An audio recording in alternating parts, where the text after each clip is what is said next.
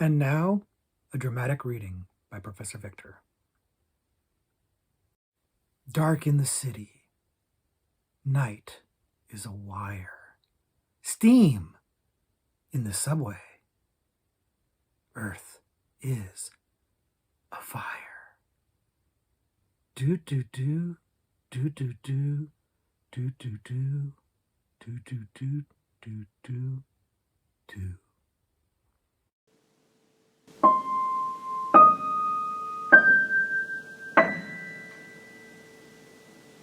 Hello, everybody, and welcome back to the Horror Movie Syllabus. My name is Professor Victor, and I'll be your host as we go through all the essential, noteworthy, interesting, and notorious modern horror films.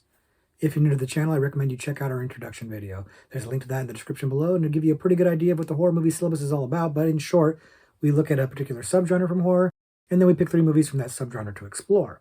But today is our doctorate level selection day. This is where we look at a subgenre that we've already talked about before.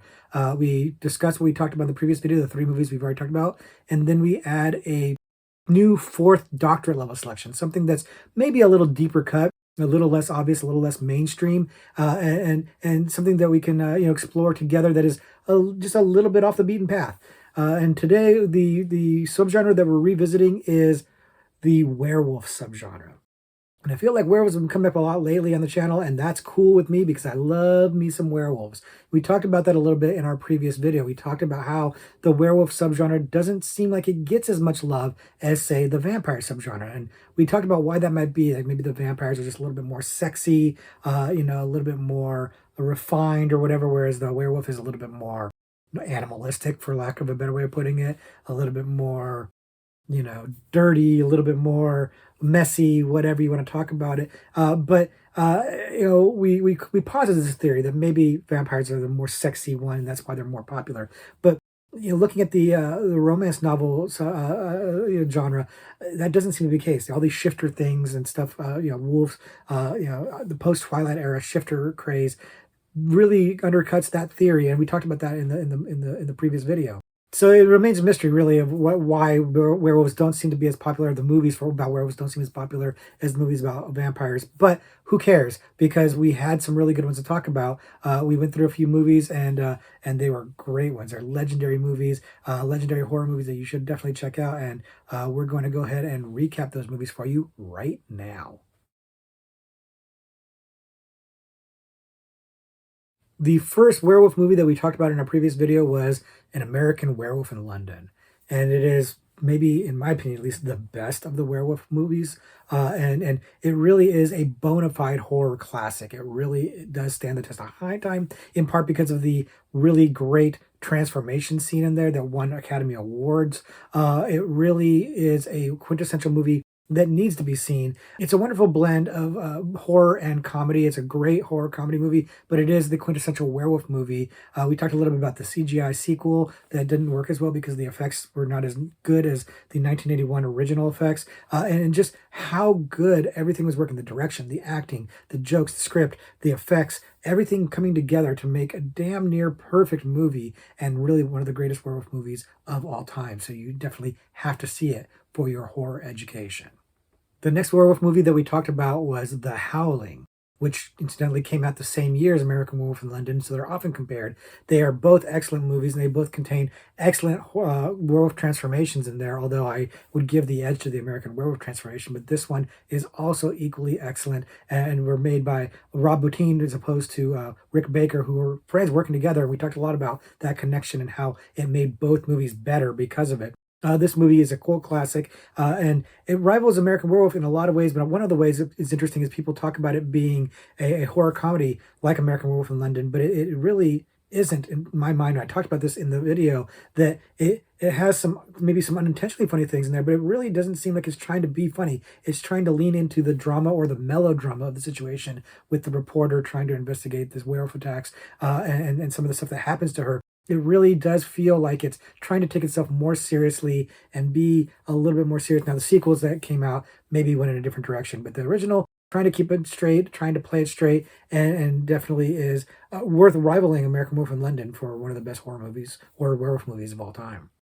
And the last werewolf movie that we talked about on the video was Ginger Snaps.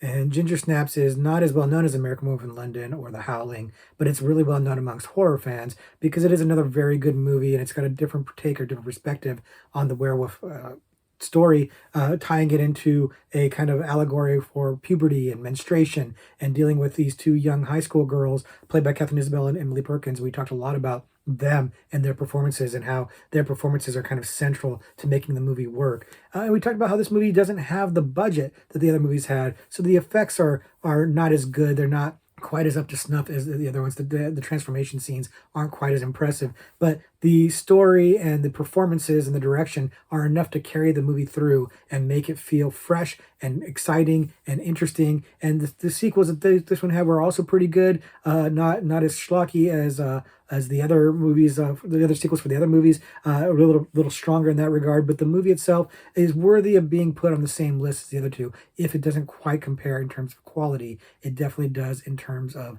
notoriety and importance and impressiveness. So those are the werewolf movies we looked at in our previous video, and now it's time to get into our new doctorate level selection. Our doctorate level selection for the werewolf subgenre is Late Phases. Late Phases came out in 2014 and is a movie that really seems to have flown under the radar. In fact, I hadn't seen it or hadn't heard about it until I watched it for Josh Spiegel's Dead Last series on his Movie Timelines channel, which if you're not watching, by the way, you should definitely be checking out. And I hadn't seen this one. It was a new watch for me, and it blew me away. It's so good and so impressive, and nobody seems to be talking about it, or hardly talking about it. So I felt like I definitely wanted to use it as my doctorate level selection for the werewolf subgenre. Now, if you're one of the people who haven't seen Late Phases, like I hadn't, the movie is about this retired blind army vet who is moving to a new retirement community. He has a strained relationship with his son, and he wants to kind of be independent.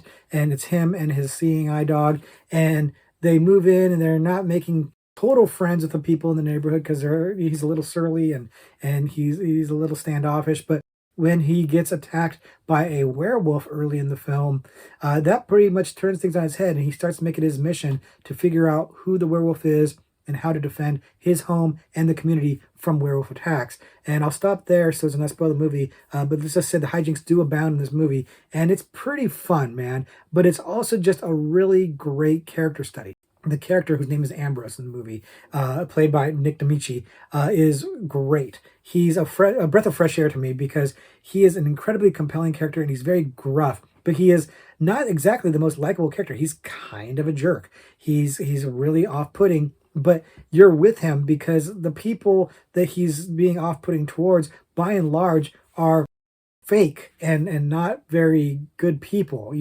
They're fake nice. They're church people who come in and smile at you, but if you don't fit what they want you to fit, they turn on you, and that's shown in the movie. And you wind up being on his side, even though, like I said, he's very gruff and kind of off-putting. You wind up buying into him. But for me, another thing that made me, endeared me to him was his love for his dog. And to slightly spoil the movie, the dog dies early on in the movie. So, there's a trigger warning for you there. You don't have to go to doesthedogdie.com. I'm telling you right now. But it's early in the movie, and it's a kind of a major, drives the plot. It really drives the plot because the werewolf kills his dog. And so his mourning of his dog and his subsequent looking for, basically revenge is what drives the movie. And it's great because I love that he loves his dog. You know me, I love animals. I don't like to see a dog die in the movie, but I did love that he's given the proper respect. There's a lot of attention paid to getting a tombstone for him and burying him. And I loved that they made this character so fiercely concerned about and loving his dog, and that really humanized him and made me connect with him. And I think that's done on purpose to make the character a little bit more likable and give him something to connect to, because he doesn't really connect to anybody else except for one other person, but I won't spoil that. But the movie is driving this character who is kind of isolated, and in sidling into it, not only this an inability to connect with his new neighbors and stuff, but also this inability to connect with his son after his wife has died. And so there's this father-son relationship thing that's adding some depth to not only the character, but to the movie as a whole. It's not just a schlocky werewolf movie. It's got this family dynamic in it that's giving it an added layer, giving it something more interesting to talk about. But it also is having a lot of fun with his interactions with his new community,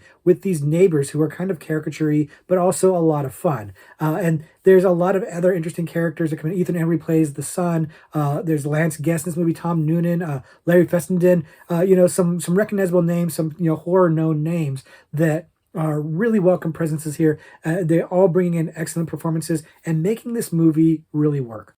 The movie has a bit of a mystery to it, an air of mystery to it, as you, like Ambrose, are trying to figure out who the werewolf is. And you're also watching him set up how to defend himself against the werewolf, how to hunt the werewolf, how to catch the werewolf as a blind man. And that's a lot of fun. His blindness is not really played for laughs. It's a really great performance. And I did a little of the research reading about how Nick D'Amici prepared for it and trying to play a blind man. And it's really pretty interesting stuff. And they never play it for laughs. They don't make fun of it, but they do use it in a plot way that's kind of fun and sometimes funny. So again, it's not like an offensive way of looking at it, but there is sometimes some laughs played for it. But it really adds this interesting layer. He's, this badass, war veteran, but he's also blind. So there is some challenges here in how he's going to approach taking on a werewolf. There is a transformation scene, which is usually the hallmark of whether a werewolf movie is great or not. And this one does one that is pretty fun. Again, it won't touch American Wolf in London for me, but it's a pretty fun transformation. And considering, again, this is a kind of an indie movie, a low budget film, it doesn't have the money to do as much stuff. And overall, the werewolf design, I don't love it. It's not as good as, like, say, the Howling werewolf design, but I did like the transformation quite a bit. So it's kind of hidden some of the marks on that one, but it's the compelling character and the compelling story. This retired veteran defending his community, his retirement community against werewolf. There's a retirement community that kind of hates him. It's good stuff, man. It's funny, but it's also poignant, but it's also thrilling. It's also mysterious. It's hitting a lot of beats for me that work. It was a welcome surprise because I had never heard of the movie before, and it seems like a lot of people have it. It doesn't seem like it gets a lot of buzz. It doesn't get a lot of hype, and you don't necessarily see it on every best of werewolf movie list. But it did hit all the marks for me, and a lot of people I've talked to who have seen the movie seem to really like it quite a bit. I think it's a kind of a refreshing surprise because it's a slightly different take on fighting werewolves. It's got a fun setting. It's not just, in the woods. It is woods adjacent. It's this community that's near the woods, but it's setting it in the retirement community and having the werewolf attack the community, this retirement community, was a fun change of setting, and having, the security guards who think it's just animal attacks and stuff like that. Good stuff, man. It's just a really, dare I say, charming movie, because the whole point is our lead character he's not charming. He's not charming. He's the opposite of charming. He's where charm goes to die. But I still found the movie charming. I still found his interaction with the community charming. I found the whole storyline with his son to be not charming, but poignant. It really hit for me. So this movie worked for me in a lot of ways. And I think I know a lot of the people that it worked for too, but I'm wondering if it's universal or if you have to have a certain background to really connect with this movie. So if you've seen this movie, let me know in the comments below. Did it connect for you? And does it speak to you personally, or does it feel universal? Does it feel like something that everybody would enjoy? And if you didn't enjoy the movie, definitely comment in the comments and let us know why, because I have a sneaking suspicion that it might not be for everybody, but it feels like it could be. So I'm curious about that. So let me know in the comments below your thoughts on Late Phases. And if you haven't seen it, by all means, check it out, because it's definitely worth seeing.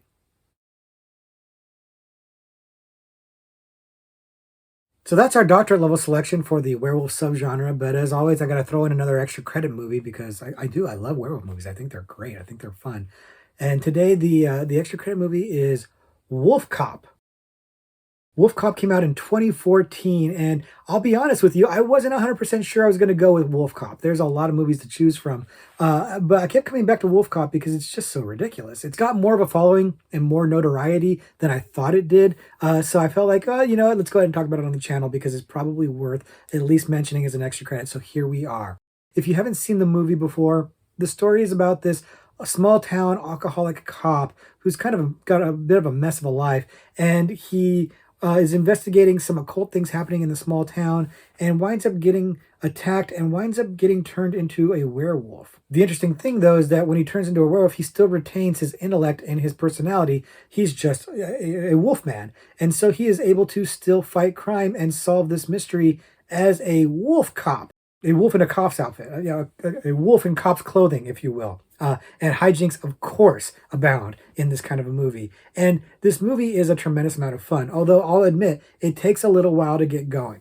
Early on, you're starting out with the cop as a human being, and he's not the most likable guy. He's a bit of a mess, and that's intentional. But he's hard to connect with. He's not super likable, and I'll tell you, he becomes far more interesting and far more entertaining as the wolf cop, obviously, but like I kind of didn't like the character until he became a wolf. So it's a little bit of a slog in the early going, but it's not a very long movie. So it's not talking about a tremendous amount of time here. This movie is obviously trying to be funny. It's a ridiculous premise. It's a ridiculous comedy, and it's intentionally being campy and silly, and it succeeds, which is no small feat. It is hard to do camp on purpose, and this movie does it well. And it does it well by doing enough serious stuff to make the campy stuff stand out and work. It's finding the balance pretty darn well, and I appreciated that because sometimes these movies can be a slog, and this one isn't. This one really, especially once the wolf shows up, it really takes off. It really works for me. I love the design of Wolf Cop. I think he looks great. You know, the wolf, he's still wearing his cop outfit and he's got his gun and everything like that. You know, it reminded me a little bit of Eric Larson's Savage Dragon comic, if you ever read comic books. And in the 90s, like they had this guy, he was like a dragon man, but he'd wear his cop outfit because he was also a police officer. And it was just kind of a cool aesthetic to see this guy, you know, this big hulking dragon monster guy wearing a cop outfit. I always liked that. And so seeing Wolf Cop doing the same thing really kind of hit a nostalgia button for me. And I loved it. I actually that's when the movie had me completely. I was 100% in. It had it on the poster, the cover art, but it actually has it in the movie also. And I didn't think it was going to. And that really, really worked for me because I just was entertained by that. Wolf Cop is fun. Wolf Cop is a better cop than the original cop is a human, and he's getting stuff done. You know, he's kicking ass and taking names, and the movie knows that it's trying to have a good time. It's leading into that, and it's not afraid to give you the gore and the action and the really kind of dark and bleak humor, and I loved all that stuff. You know, and not for nothing, we've been talking a lot about, you know, transformations, like werewolf transformation in movies in this video, and this has got definitely one of the most noteworthy ones. As you know, it's a penis first werewolf transformation. It starts at his penis and works its way out. Yeah, it shows it too. It shows it. It's something that needs to be seen to be believed, and yeah, it's it's something else, man. And it's one of the most notorious things about the movie. I think it's a part of why it's got its reputation, because that, in a nutshell, tells you what movie it's kind of trying to be. And if I have a ding on the movie, other than it takes a little while to get going, it's that it doesn't ever really get that much into exploitation again as it does with the penis transformation. You know, after that, the movie is fun and silly. It's got some gore, it's got some bleak stuff, but it doesn't ever really lean hardcore into the exploitation as it does in that moment. And I would have liked to have seen some more of that. And it really go off the rails and really be crazy, like, you know, trauma level crazy, you know, but a little bit more quality, because this movie is more quality than most trauma movies, which is surprising because I think the movie was crowdsourced, like crowdfunded. I think I couldn't verify that, but I think it was crowdfunded. And then if it was, that's great, man. It's a really cool product to deliver because it does look good. The performers are good. And it's got some fun twists in it. You know, there's this whole occult subplot going on, or it's actually the plot, and how it ties into Wolf Cop. And I don't want to spoil it, of course, but it's got some nice twists and turns, and it has a lot of stuff going on for it besides just a werewolf. And so I love that too. Yeah, I really had a good time with Wolf Cop. With a title like that, you don't know what you're going to get, or you kind of know what you're going to get. And this gave me more than I thought I was going to get. And I love the fact that they've got the sequel, Another Wolf Cop, because that's a great title. Unfortunately, the movie is, you know, more of the same, but lesser. It's not as good as the first one, of course. But the first one is definitely a wild ride. Definitely a lot of fun. Could it be better? Sure. Could it be worse? Definitely. It's a fun time, and yeah, it won me over enough that I felt like I was going to talk about it on the channel. Enough people have seen it and love it to talk about it on the channel. So here we are talking about it on the channel. If you have seen it, Let us know in the comments your thoughts on Wolf Cop. I imagine not everybody loves it, but let me know what you think of Wolf Cop. And if you haven't seen it, of course, check it out. And we can keep talking about it in the comments. But Wolf Cop, it's worth the time, man. It's a fun ride.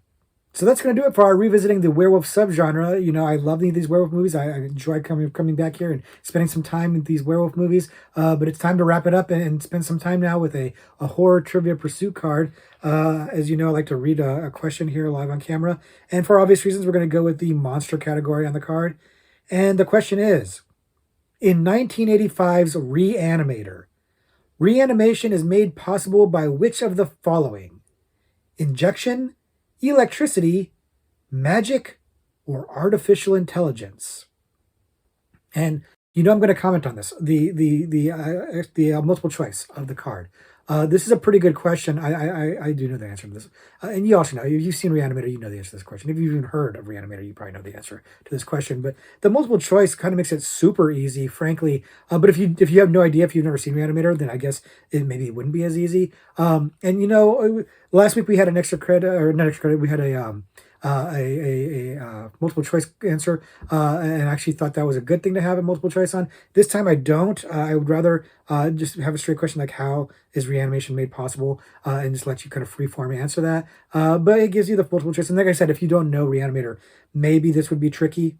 Maybe if you were trying to guess, maybe you'd go a different way. I could see why you'd go a different way. But you know, we all know the answer to this, right? So I'm not going to even give you a lot. I'm not going to prattle on this too long. I'm going to let you wrap it up right now. I'm about to answer this question. I'm going to let you guys lock your answers in now. So go ahead, lock them in. The answer, of course, is injection. You know, they use the reagent, the glowing green reagent in the syringe.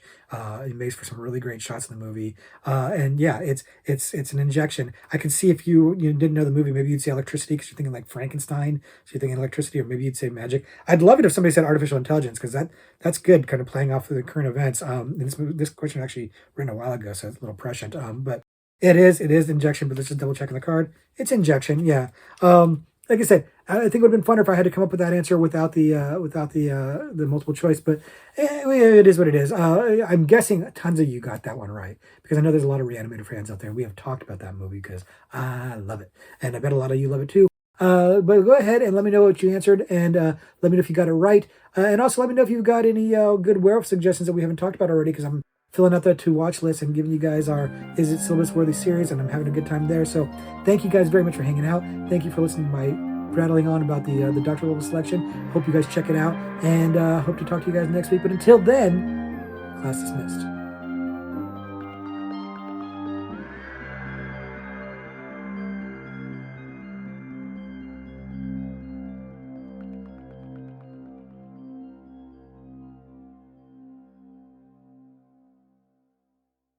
Mouth is alive with juices like wine, and I am hungry like the wolf.